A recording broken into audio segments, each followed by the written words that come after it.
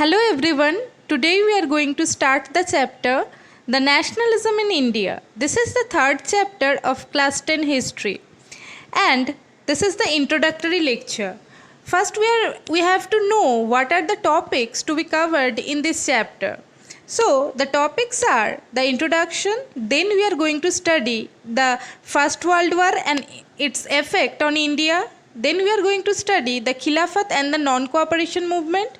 After that, differing stands within the movement, and then the Salt March and the civil disobedience movement, and at last the sense of collective belonging. So these are the topics to be covered in this chapter. So first we have to know the meaning of nationalism, as we already studied about the nationalism in Europe in the earlier chapter. So we know that nationalism is the loyalty and the devotion to the nation. That means we love our country and we have a patriotic feeling for our country. This is the feeling of nationalism, or this could be said as nationalism. And India was a colony under the British rule. That means in the 17th century, the Britishers came to India for business purpose. Then they started to rule the country.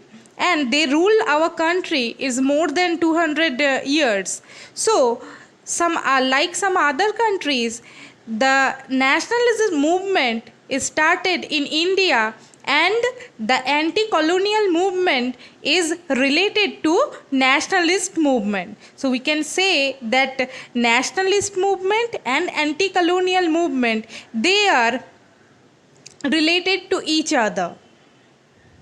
And all the people of India, they could be from different religion, different social group, all are oppressed by the British government. So they all united together and start movement against the British rule, because they all face the same problem and they are oppressed by the British government. So they start the movement and struggle against the colonial rule.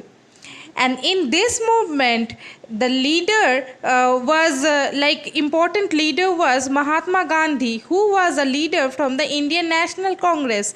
And the unity does not, as we already know, that unity does not emerge without the conflict.